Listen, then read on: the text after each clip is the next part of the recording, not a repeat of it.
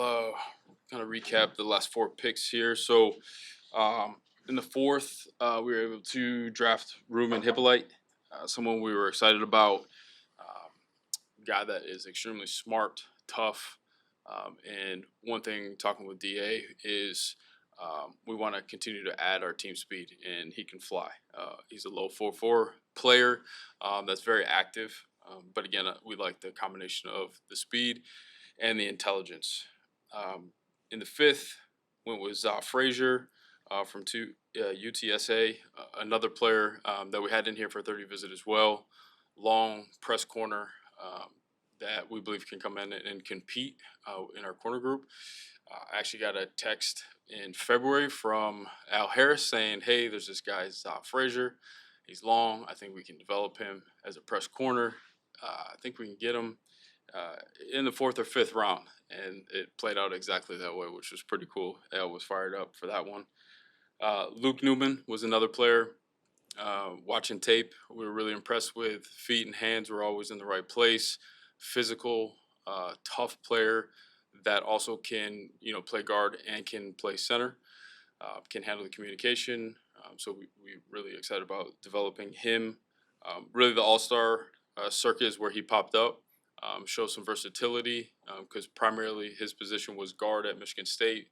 At Holy Cross, he played left tackle, and then showcased that he could play the center position as well, which is very valuable for us. We're excited about Luke. And then finished up with Kyle at running back from Rutgers. Physical, tough runner, high football and personal character. We believe he can come in and compete. We like his contact balance, and again, just the physical nature of how he plays football, and his pass protection is really good as well. And with all of that said, we were able to also acquire through a trade a fourth round pick, which makes us full for next year because we used the four for Tooney earlier. So really excited about that.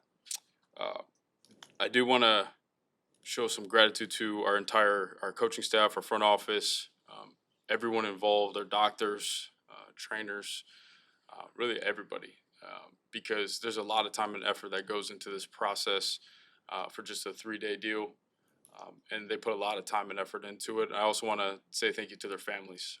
A lot of these guys are on the road, going school to school during the fall, spring, summertime, and it does put a lot of stress on families.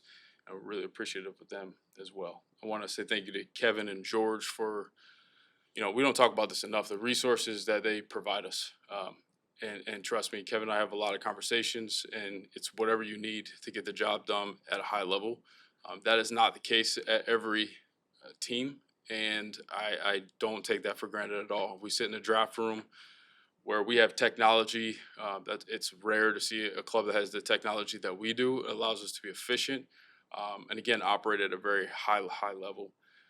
And even I'm looking at Colston, Luther, Ozzy, Shamar for the busy schedule that I have in the fall and the summertime to be able to get to. I went and saw all of these guys play live over the last 2 years, while doing my job at high level too. It's again, I don't take that for granted at all. Going into the draft, our goal was to really lean on the board. We put a lot of time into it. We want to really to speak to us. I talked about that over the last 2 days. Not forcing, really anything for need, but really just taking the best guys, and we just keep adding that to the roster to increase competition and to make our football team better. And I thought we were able to do that. And then obviously we want to increase our depth as we go, so we can stay competitive from start to finish. So I'll open up to questions.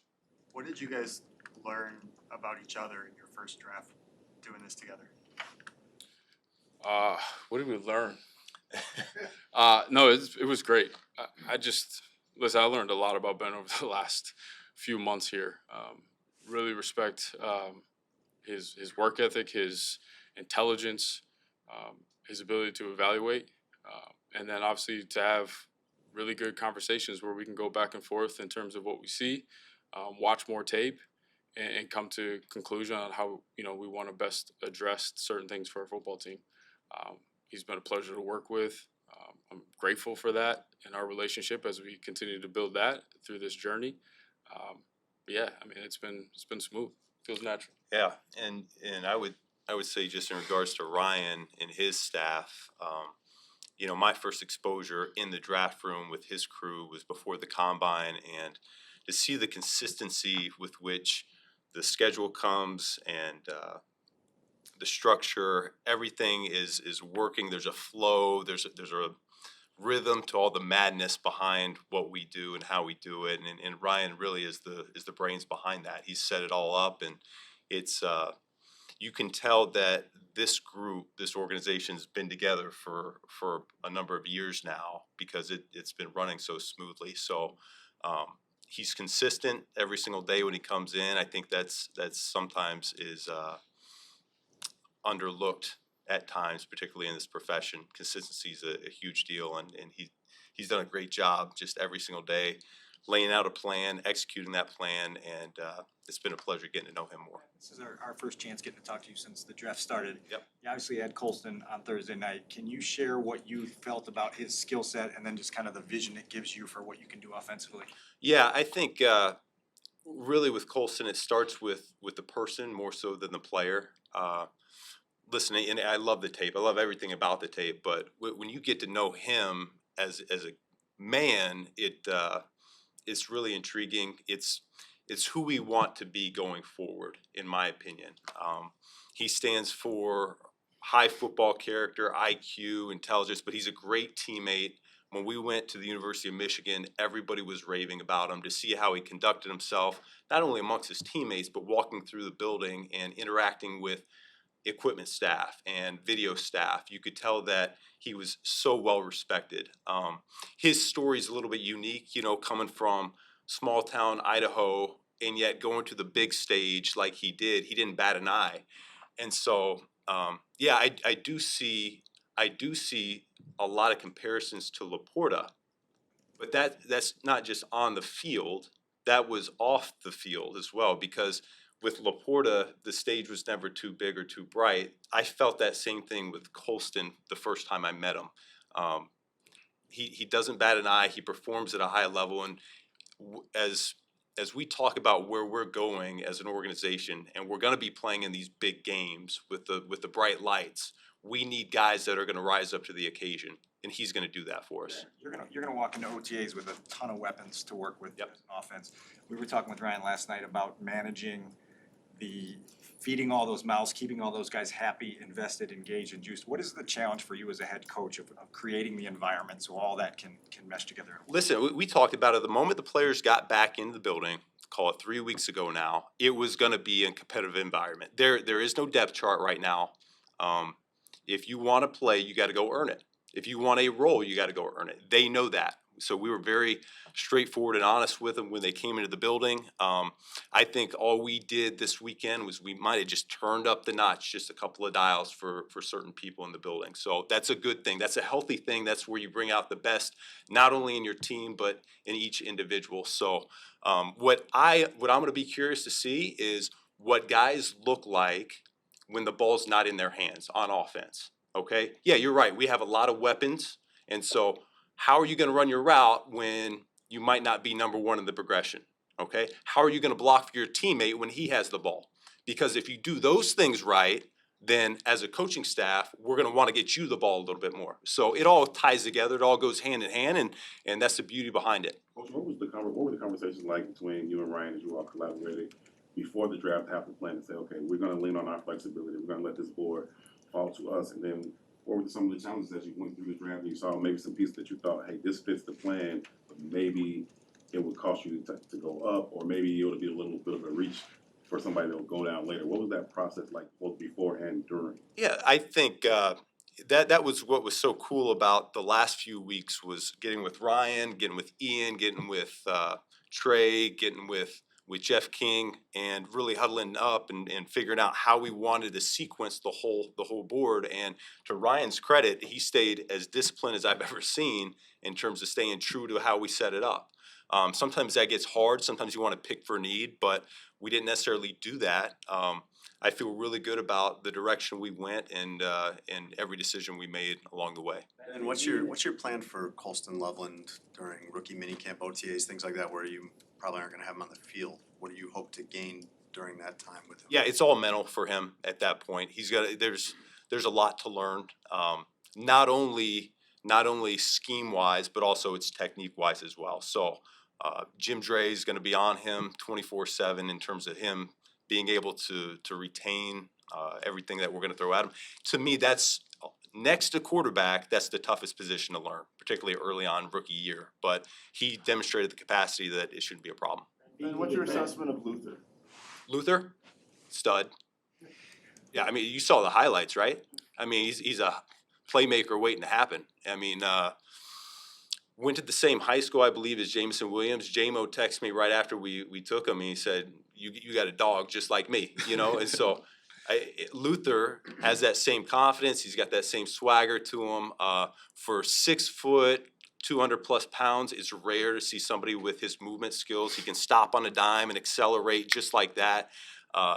Give him a little bit of space, and he can make big things happen. And so, a dangerous player, weapon, call him what you want, but I see big things in his future. Ben, to go back to- Your take on that, did he not take the COVID year? Like, did he give you any, looks like you went sophomore to senior. Did he just reclassify, or like what's that gap? I'm not sure Okay. what you're talking about.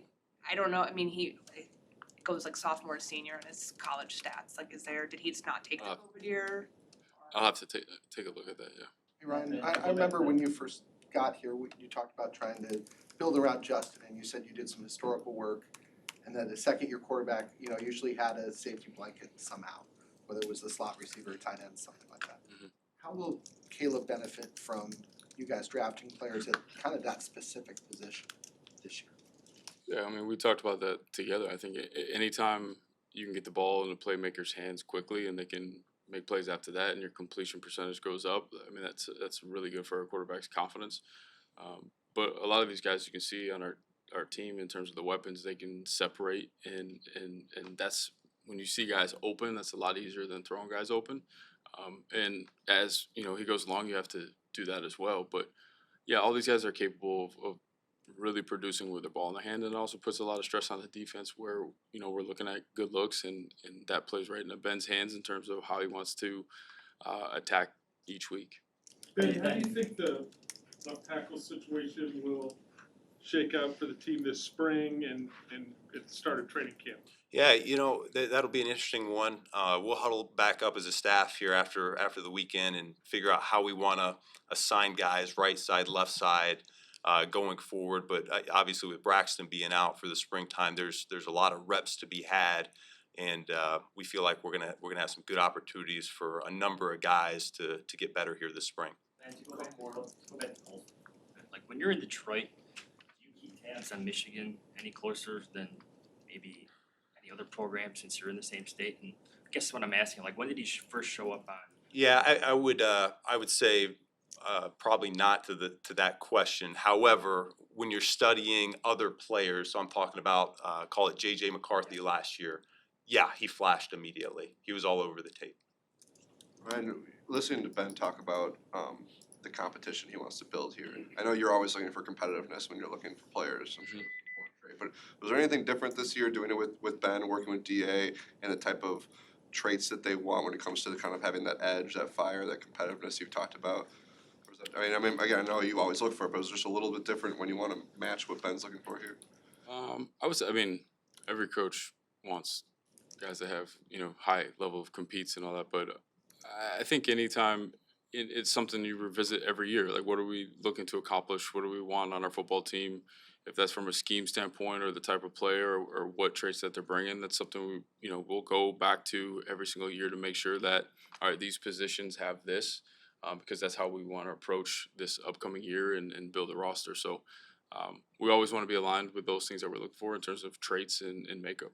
Ryan, with Felt like the running back board was kind of dancing away from you a bunch of times throughout the last 48 hours. Can you kind of describe the dynamic of that? And is there any sort of human nature frustration that comes with kind of having to dance that dance?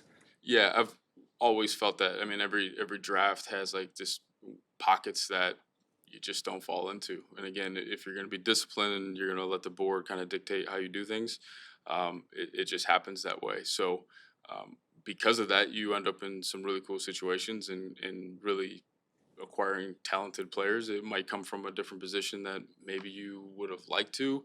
But at the end of the day, you're increasing the talent on your football team. And I do think you can get into a lot of trouble if you start trying to manipulate things to get into certain pockets where you end up hurting your team long term.